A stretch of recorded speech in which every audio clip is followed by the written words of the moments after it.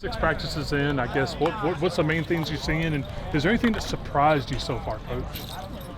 I think initially, with how many starters we lost, of how much retention we had, it didn't feel like a spring practice 1 or 2. Sometimes when you have a veteran team back, they start at a little bit of a higher plane. And I think because of all the guys that, even though they're not returning starters, have been in our program for 3 or 4 years, they're understanding their ability to get lined up. Now today is where, okay, now it's tackle football.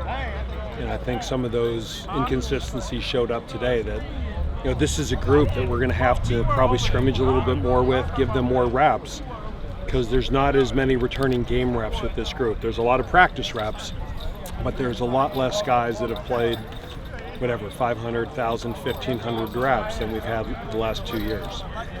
Seems like Walker Morrell has found a spot in the wide receiver rotation already and seems to be pitching on pretty quickly.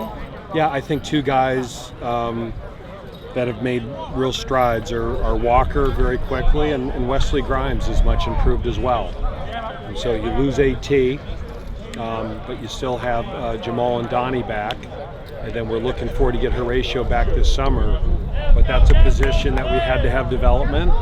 And Wesley is getting better day by day, and Walker's picking things up quickly. So I think those 2 guys are definitely trending up for us. That defensive line, how much do you lean on Jasheen to kind of be the guy that generates pressure? Well, anytime we've been good at the D-line, we've had that one guy that's a poison, that's really hard to block and makes plays.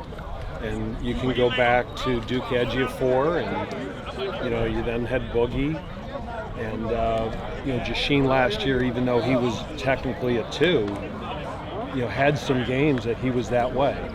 And it was almost, when you're a backup and you do it, it's a bonus.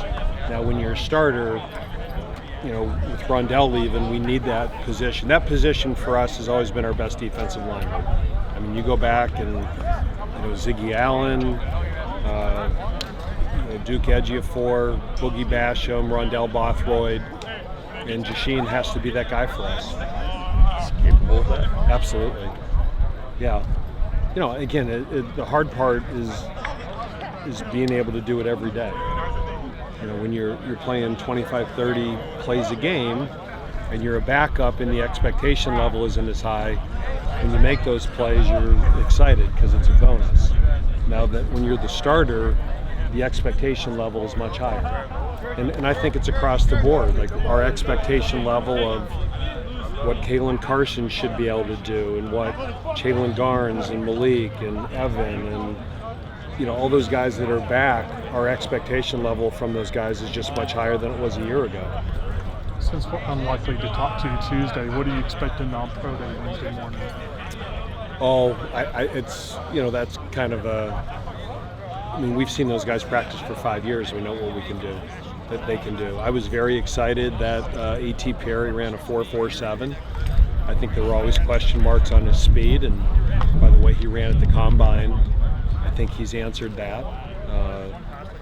But Blake and Kobe Turner and Ryan Smenda, Blake and A.T. were at the combine.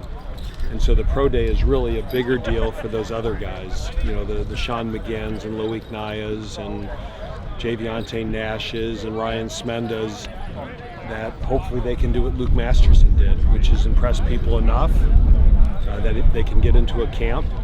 And then once you get into a camp, there's your opportunity. And we've had a lot of guys who have had that opportunity that end up sticking. In the live period today, it looked like the defense kind of started out on top first until Rich put the switch with that touchdown to Wesley. Just thoughts on both sides of the ball in that live period? Well, the second play was a 75-yard post to Donnie, I think, wasn't it? It was Donnie. So that's plus for the offense, minus for the defense, and then we had the pick 6. And so in 10 plays, you can look at the positive and said the defense created a turnover and the offense made a big explosive play. Or in 10 plays, the offense threw a pick 6 and the defense gave up a 75-yard post.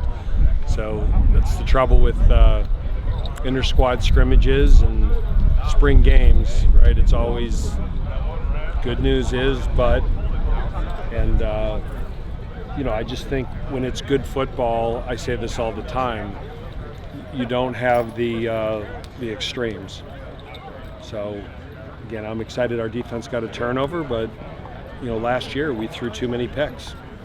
And on defense last year we gave up too many big plays, and those are things that we've got to get corrected and fixed. That being said, Mitch has taken pretty good care of the ball so far this spring, has he not? Well, absolutely. He's done a great job taking care of it. But in your first live work, you want to see that continue. And again, it's one play. It's a small sample size, right? But it's, we're going to probably do a little bit more of that this spring for the reasons I gave earlier. We're just not returning as many live snaps as we have the past 2 years. You guys good? Good. All right. All right, Wake and Thanks, Dave. Shake. Appreciate Thank it. you. Yeah.